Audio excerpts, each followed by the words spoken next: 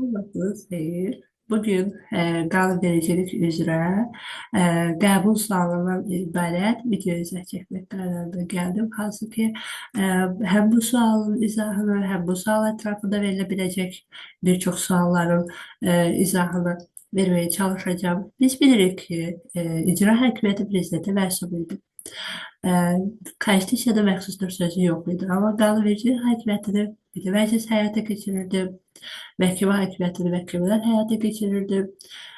İcra hakimiyyətinin məsuliyyəti ilə bağlı bilirik, ancaq icra hakimiyyətində prezidentin yaratdığı yuxarı icra orqanı, biz bilirik ki, icra səlahiyyətləri həyata keçirməsi təşkili məqsədi ilə prezident Nazirlər Kabineti yaradırdı və Nazirlər Kabineti birbaşa olaraq prezidentin yuxarı icra orqanı idi. Nazirlər Kabineti tərkib hissəsi kimlərdən ibarət idi? Baş nazir idi, onun müavinləri idi, nazirlər idi, mərkəzi icra hakimiyyəti orqanları rəhbərləri idi.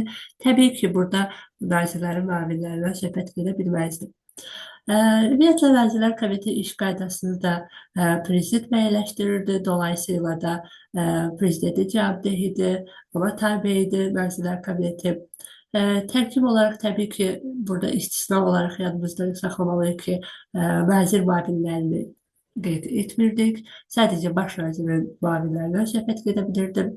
Ümumiyyətlə, prezident vəzifəsini tutdusa və səlahiyyətləri icra etməyə başladığı həmin o gündən hesablanaraq Nazirlər Kabineti prezidentə istefa verirdi.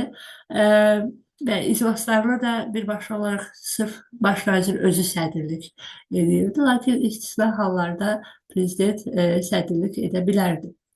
Bu, yəni bütün hallarda deyil, bütün hallarda Nazirlər Kabineti baş nazir sədrlik edirdi iclaslarda. Və burada isə sualda isə qeyd olunub ki, Konstitusiyaya əsasən Nazirlər Kabineti iş qaydasını müəyyən edirdi.